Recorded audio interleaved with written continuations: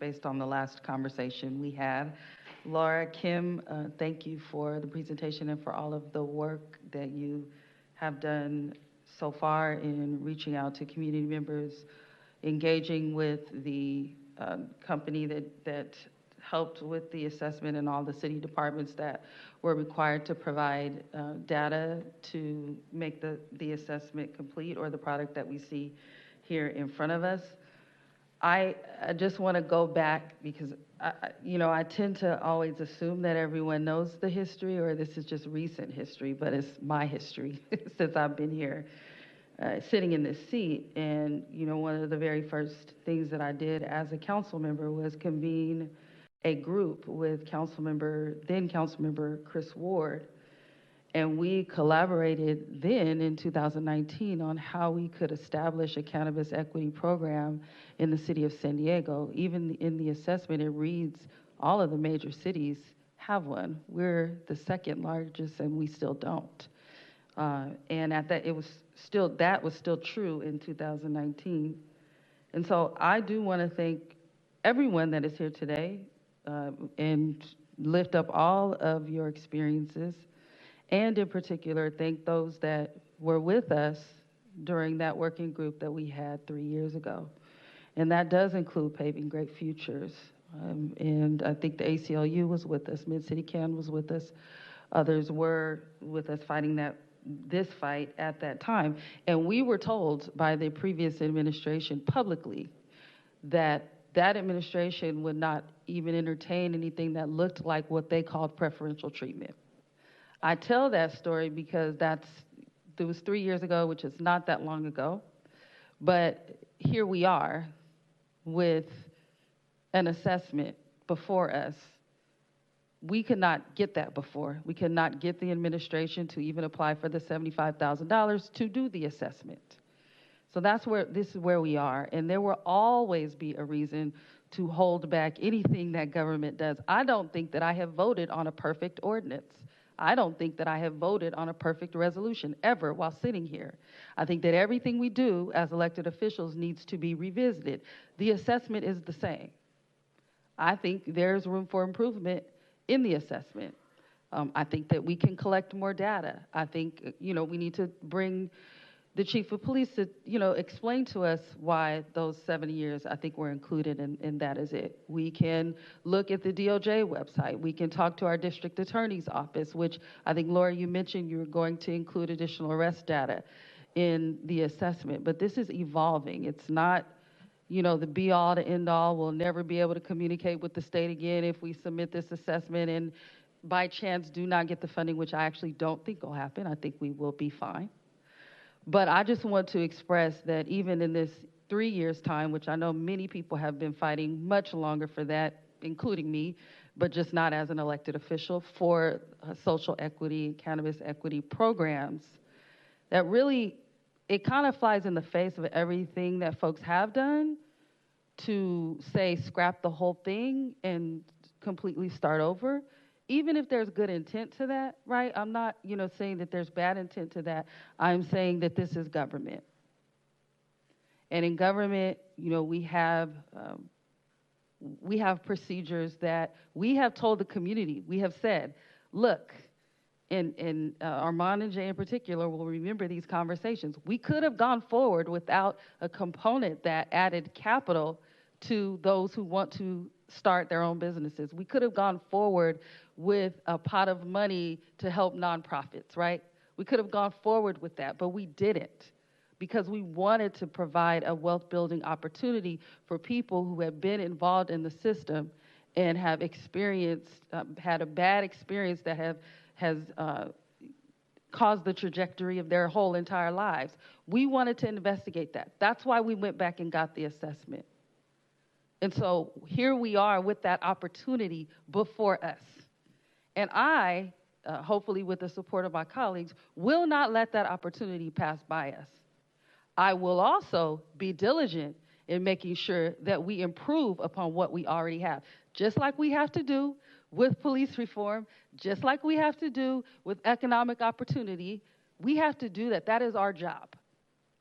So when we're not doing that job, we certainly want to be held accountable, but allow us to do it. And that is to go back to this and continue to incorporate what we have heard and seen in our communities. I want to thank you all for conducting those listening sessions.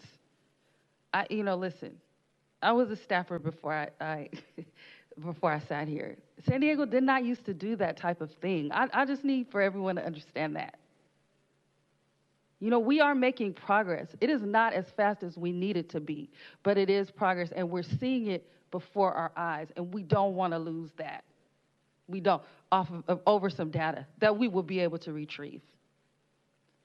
So I am grateful for everyone and all of the input. I understand the concerns.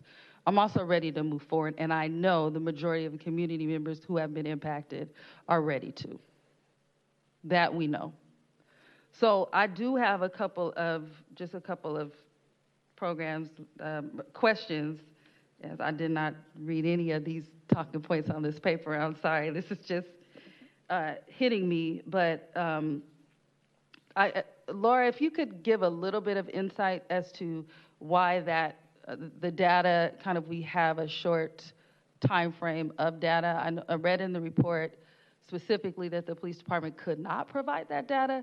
Was that a preference by the police department, or that was a system based on when they've had to begin collecting that data based on RIPA and other state initiatives? I do believe we have Captain Novak on the phone if he wants to raise his hand. However, I do believe we have a 7-year retention policy by the San Diego Police Department, and so that data was from 2015 to 2022. We did go to and ask a variety of other sources for information, and we came up dry. I did do a last ditch last week because I understand how important it is to try and obtain this data, and I did go to our colleagues at Sandag, who did provide us with year-to-year reports starting, I believe it's in 1990. So we do have that information, and I do have staff analyzing it today, and that will be incorporated into the report. Okay, thank you for that. Also, could you just quickly take me through the process? My understanding was that provided this goes through committee today, it will come before council, and then we have a state deadline. I read October in the staff report, then I think I heard you say December 31st, but that could have just been my ears. So can you explain the process? Of course. So this is being funded through a Type 1 grant. That grant deadline is October 25th. And so in order to be eligible for the next Type 2 grant, which is due by December 31st. It opens in October, closes December 31st. We have to have two really important components. One is that we've had to expend at least 80% of the grant funding, which we have done. So check that box. The second is to have an adopted assessment and program, which we are doing today, and hopefully the council will adopt that on September 20th. Okay, are there any funding requests that will come with this adoption in program development? Not on September 20th. Rather, we would really look to the budget next year to have a conversation about additional funding. And Kim Desmond, who's with me, may want to speak to that as well. Or Matt. Matt and myself can speak towards the implementation phase for the Type 2 of the grant opportunity, which to your particular question was around funding to operate the program. And so we are taking that into consideration as we look at implementation in terms of the timing of it in this fiscal cycle. So Matt, I don't know if you want to add anything else in terms of what that looks like for our side. Thanks, Kim. Matt Yagyagan, Deputy Director of Policy for Mayor Gloria. We're going to be taking a holistic look, including grant funds and including the fiscal year 24 budget, fiscal year 23 budget, where are we? Fiscal year 24 budget process to come up with an implementation plan and recommendations on how to proceed with some of the components of the equity assessment presented before you today. Okay. All right, thank you. Well, that's just good for us to keep in mind since our schedule has changed with regard to budget requests and the like. Okay, so just a couple more questions. One is just based off of the equity criteria. I think we've gotten a lot of good feedback based on the criteria that has been put forward. One is the fact that, you know, the way it reads, you would have to have been arrested in the city of San Diego. You know, that can present some challenges. We have neighboring cities, but also, you know, in the state of California. So I would just like, as we move forward, to kind of, I don't have any suggestions right now, but that did, you know, raise a red flag for me. And I think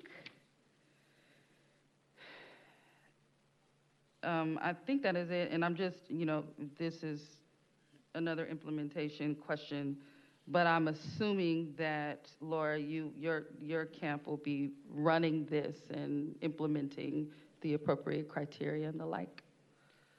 So the recommendations are very, they cover a lot of different departments. I would defer to the mayor's office to kind of help me answer that question, but it's going to take a multifaceted approach to really be able to fully implement this program.